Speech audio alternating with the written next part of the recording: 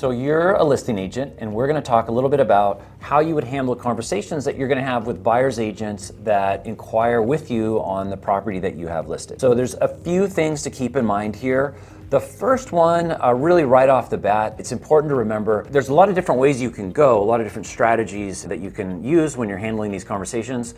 But the key is make sure you've discussed these strategies with your seller. Make sure your seller is on board with your strategies and how you're going to respond to prospective buyer's agents that are inquiring. One example would be your seller has a certain reason that they've most likely shared with you of why they're selling. What are their motivations to sell? Are they moving out of the area? Are they downsizing? Are they moving up? Are they in escrow on another property? A lot of that information can inform a buyer's agent about your seller's motivation that may not be in your seller's best interest for every buyer's agent to know that story, especially if you have people that are selling because of a divorce or a lost job, things like this. You might in reality have a highly motivated seller, but it might be detrimental to that seller if just how highly motivated they are is conveyed to the buyer's agent. So you just might not want that out there. But you also might have a seller who's like wants that out and just let's make this happen as fast as possible. I want to see the offers. It really depends. You don't want to find out the hard way, meaning a seller found out how you were handling that communication and they're not happy with it. You don't want to find that out after the fact. So you really want to know, have that conversation about the seller's motivations and what they're comfortable with you sharing or not sharing. And that'll be different from a case-to-case basis, personality with your sellers. You're on the same team. You want to make sure you've communicated that and that there's clarity before you move forward. So that's number one. Number two,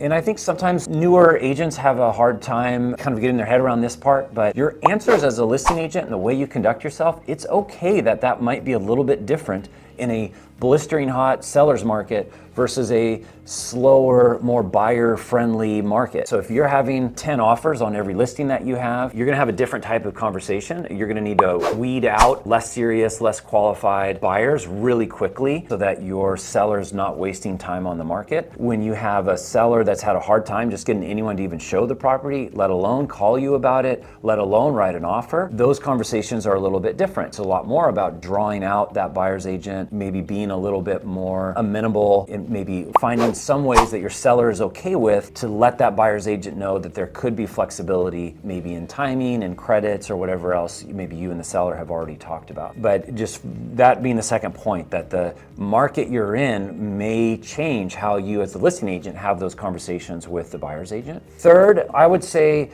the overarching thing to think about is the more information, the better. So at this point, you've gotten permission from the seller, you're on the same page as far as the strategy, you're aware of the type of market you're in and how that might inform your conversations. After that, everything you find out, the better. Is that buyer qualified? What are they needing in terms of timing? What's the down payment like? How did they feel about the home? How important is that location to them? Is it well within their price range? Is it right near the tippy top of their price range? Just more information, the better. You, of course, have to be mindful. This would be layered onto any conversation really you're ever having in real estate, but you're avoiding anything that's having to do with fair housing concerns and those restrictions. So you're not asking how they feel about the church down the street. That would be an off-limits type of question, but you can ask about the amenities in the area, you know, what's been important to them, what drew them to the listing. That type of conversation I'm saying now tends more to be on the slower market, the more buyer market. In a fast market, you as a listing agent typically aren't having these longer conversations with anyone other than, say,